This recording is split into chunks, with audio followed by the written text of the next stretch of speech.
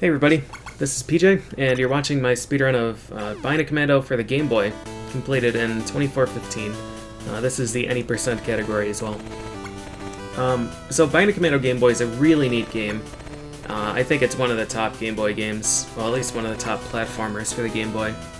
But unfortunately, it's a pretty terrible speedrun. For a lot of reasons it will be clear as we get further into the run. This is really unenjoyable for me to run. I enjoyed routing it, I enjoyed learning more about the game and experimenting, but the actual attempts were terrible. So this run can probably be improved by like a minute and a half or 2 minutes, something crazy like that, but I can't bring myself to run it anymore. I might get back to it in the future, but certainly not now. So the truck route that I'm using right now was taken from the TAS. I think it's pretty optimal. I tried briefly to find a better route and I was unable to. The trucks follow a fixed pattern just like they do in NES Bionic Commando and Elite Forces. So you can just kind of pattern it out and it'll be the same every single time. But yeah, I was unable to find a better way to do it. Alright, so this is the first stage that we get to play. This is Area 8.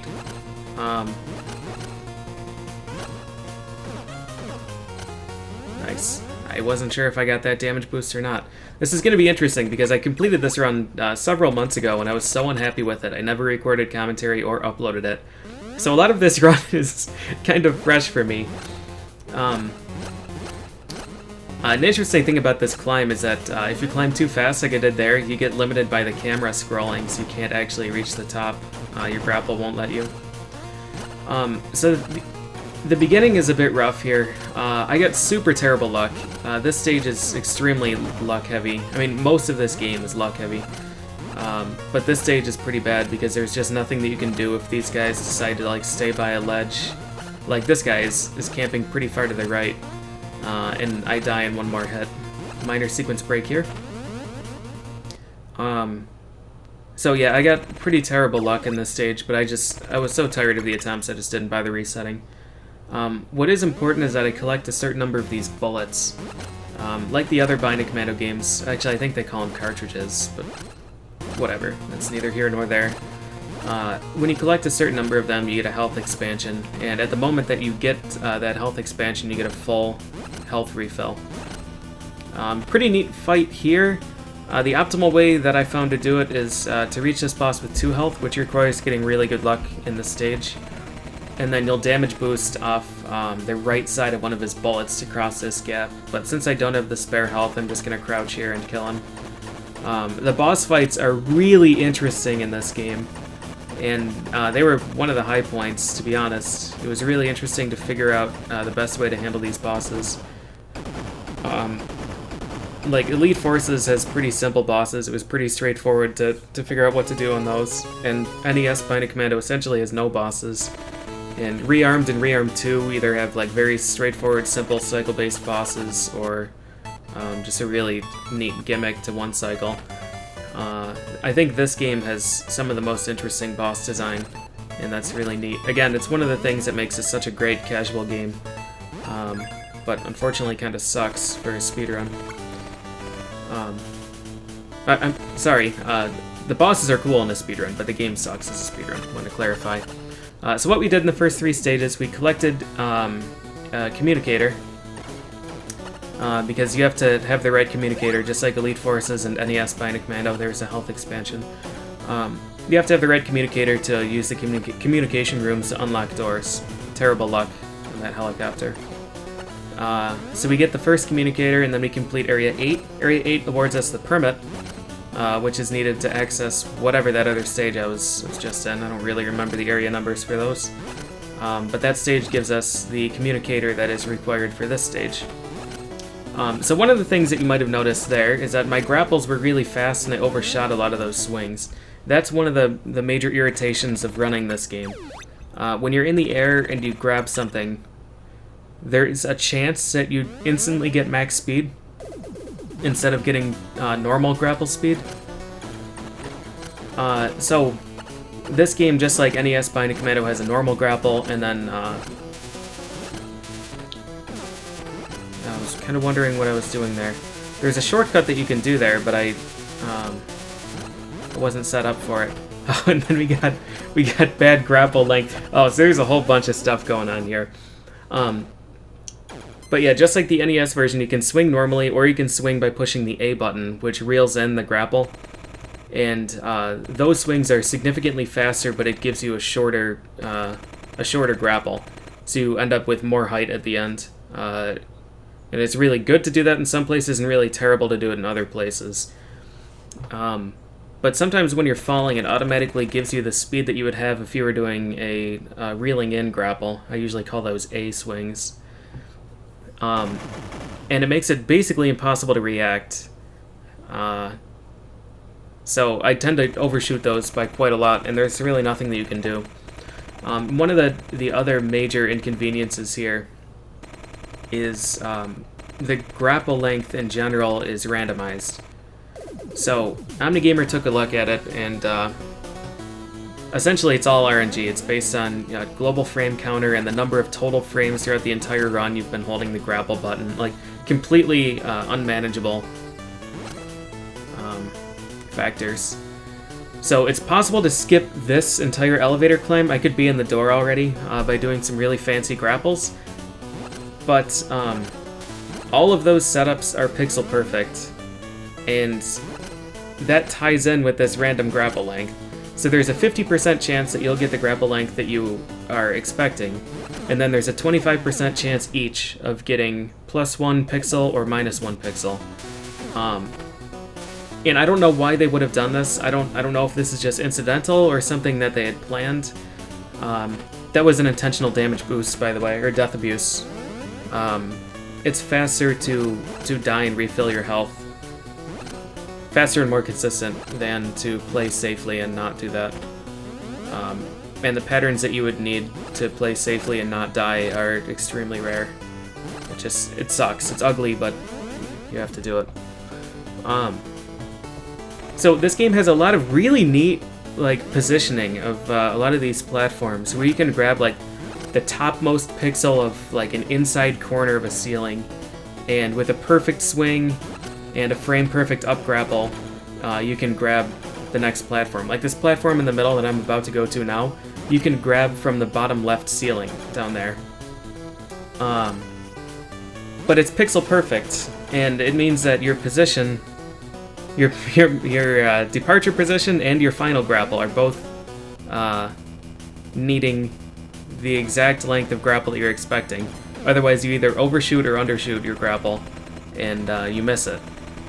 And it sucks. I mean, there are many such instances. This is a really neat boss fight. I'm lining up on the exact pixel where I can crouch between these two bullets. If you don't do that, you're in deep trouble. One quick note, these turrets, these are pretty common in all of these reactor fights. They don't activate unless you're standing on that platform.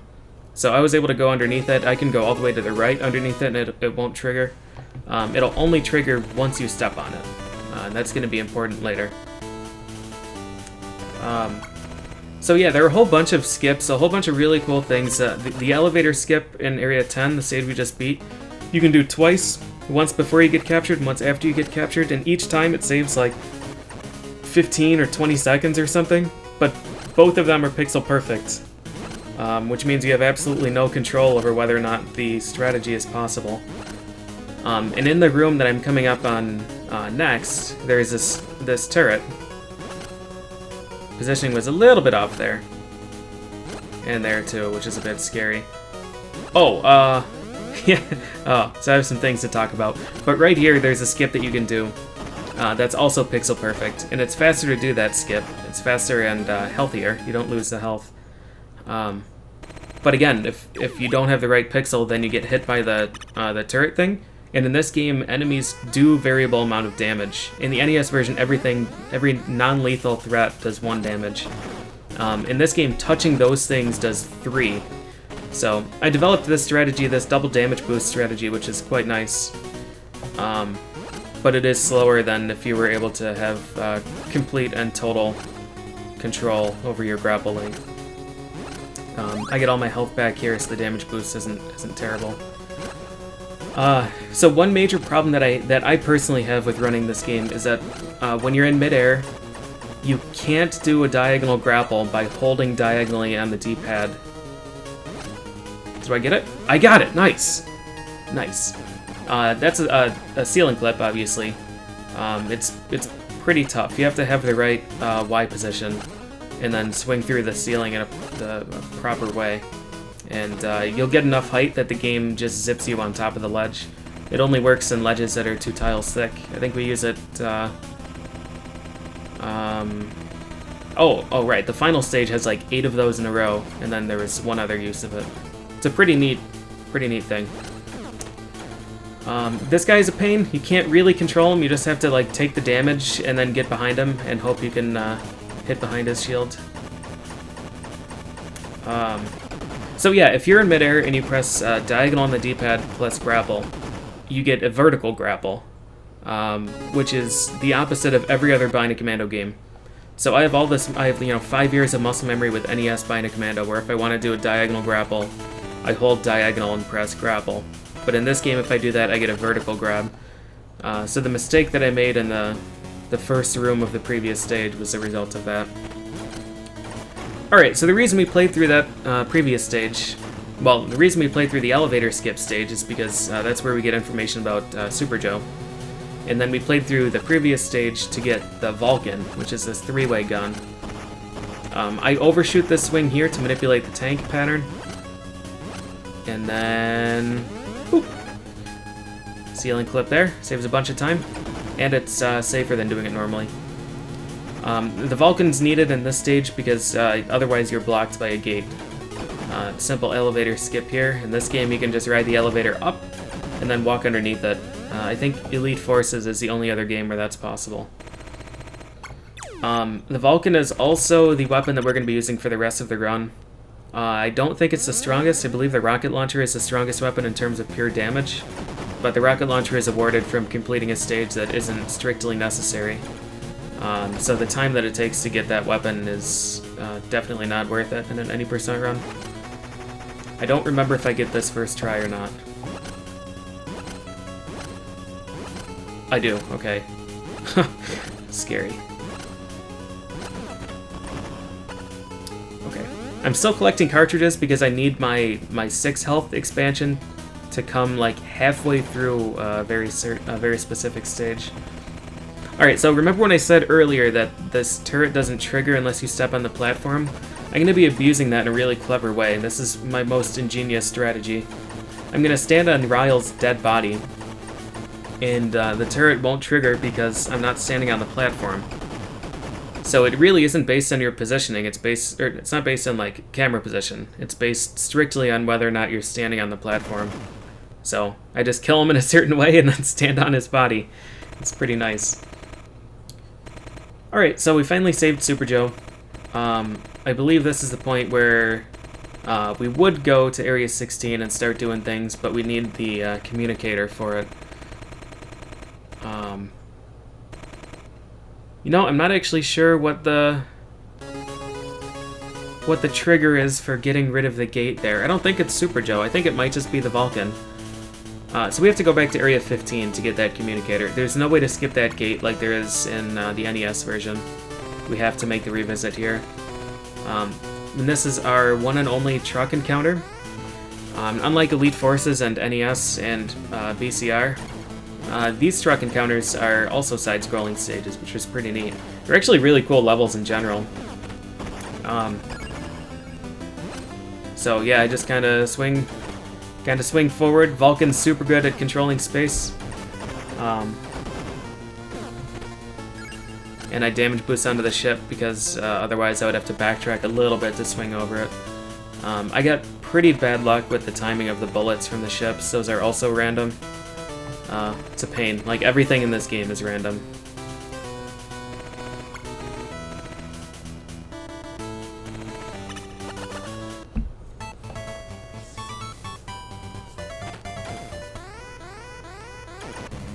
Yep, okay, we do just need the Vulcan.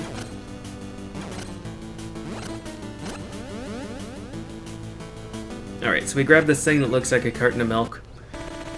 and then we're going to go up to Area 16. So Area 16 is a tremendously dangerous stage. 16 and the Albatross are really tough. I mean, really all of the stages in this game are really tough, but 16 in particular is a problem. So I routed my bullet collection, or cartridge collection, however you want to think of it, specifically to give me a health refill in the middle of Area 16 so that I can get to the boss with full health, because I do not know of any way to kill this boss without just damage boosting a lot. And I do some specific camera manipulation here to control where these paratroopers are spawning. So in this descent, it's interesting. You can do one major swing, like super big, max length, and you can just swing underneath that one tile gap. Instead of, oh, I did get that clip. Nice. So you can swing under that instead of having to do a ground pull. Alright, this is the stage, or the screen, rather. This guy's positioning is random. Sometimes he just stands on the ledge and blocks you from getting up there. And we're just gonna do a whole bunch of, man, that's awful. Awful positioning. Nothing I could do about it. This one, too, is terrible. Good recovery. So we have our health expansion. We just have to hope that we don't get shot by these guys. I'm staying on the ground and firing because if you fire on the ground, those ceiling grapple guys, they will, they'll go up to the ceiling if you fire on the ground, and if you're on the ceiling and you fire, they drop down to the ground. So they'll pick a height specifically to avoid you. Oh, fun thing, in all these communicator rooms, there's a chance that the enemies detect you. And it's completely random. There's nothing you can do about it, and if they detect you, you just straight away lose 3 seconds. And there's like 6 of them or something in any percent. There's all kinds of really annoying RNG in this category.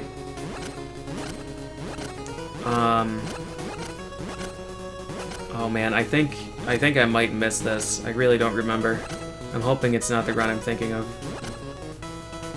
Okay. Okay.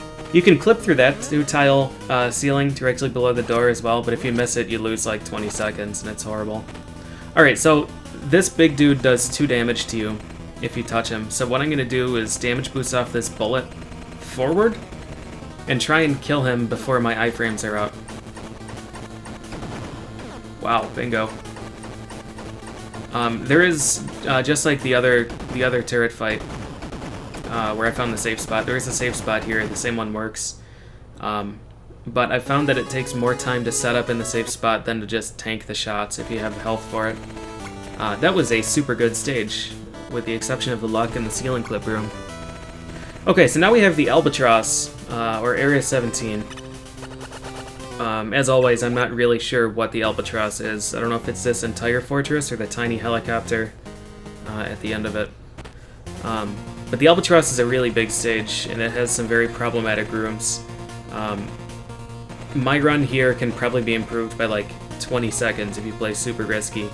But this game is super high risk and low reward. So going for a super risky strat and missing it means that you die and you just lose a ton of time.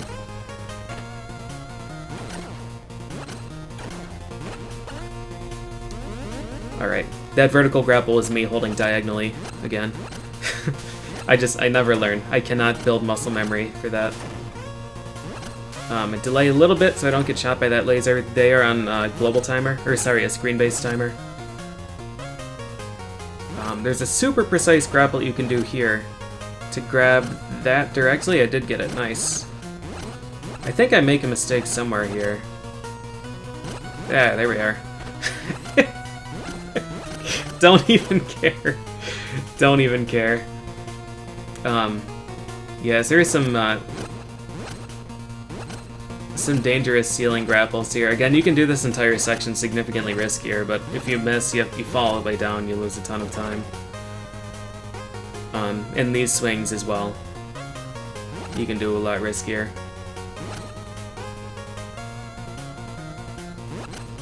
Alright, this section, I spent a long time trying to figure out a safe way to get through here, and this is what I came up with. Again, it can be improved by quite a lot if you just go balls to the wall. But if you miss a single one of those and you land in the spike, it's GG. You cannot recover. Alright, this fight's awesome. My fight here is actually faster than the TAS. I found some new tech. Essentially, he has super long iframes and takes 2 Vulcan hits per 1 bar of health. But his pattern is completely fixed, including the patterns of these missiles. So I'm hitting him in such a way that I'm manipulating the missiles around to kill him exactly there. Because the time that it takes, like after you kill him, he has to get to this transformation point. So you want to kill him as close to that transformation point as you can. And the manipulation that I do just the best that you can do. So that was good. That was really nice. And on the airplane form, it's just faster to tank the shots. Again, you can do it without taking damage, but it's only like very, very slightly faster because of the way that you have to dodge him. So I think I only take 1 intentional hit on the airplane, and that's it. As far as the plot of this game, it's more or less the same as the NES version. There's a bad guy who wants to take over the world. This is one of his henchmen, Ryle. He used to be with the FF Corps. That's the organization that Super Joe and Rad Spencer work for. He was the one that we killed and stood on his body. He's back. He got revived. Alright, this is the scariest room of the game. For a lot of reasons. Basically, the hitboxes here, the collision boxes, are super, super misleading. And there's weird momentum because you're on a plane. And then we have this boss. So, one of the accessories that I equipped was the body armor, which blocks every other bullet. I specifically routed this so that I'll be able to block the first bullet from this boss. And this is just a really, really great strat. It guarantees that I only get hit twice. It's basically, there's our first damage boost, and then up. Well, actually, might guarantee... Yeah, it guarantees you get hit no more than twice, I guess, is what I meant to say. That was a ridiculously good fight.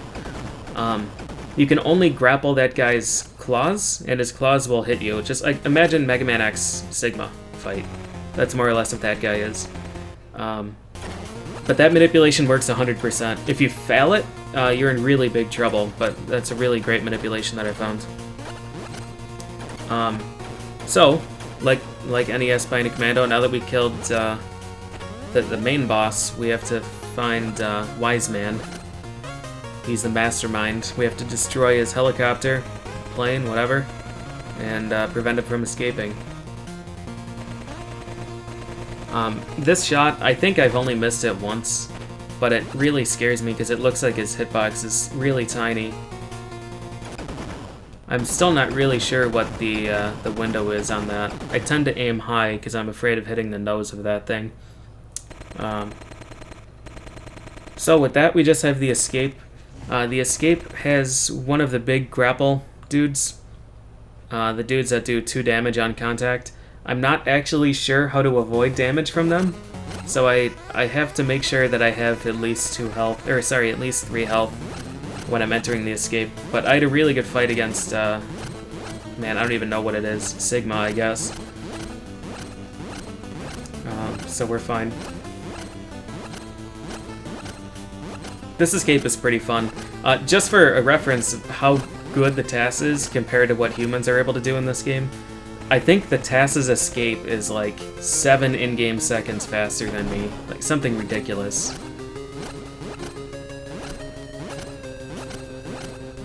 And that's that. 32 escape. It's pretty standard. So yeah, I mean, that's the game. All things considered, it's not a terrible run. The back half of the run's pretty good. Area 10, I didn't do either elevator skip, so you can save a bunch of time there if you really want to roll for grapple length RNG. Area 8, I got bad RNG off almost every single enemy, and Area 13, I think it was 13, I don't know, the underground cave one. I had some terrible execution because of doing diagonal inputs instead of not.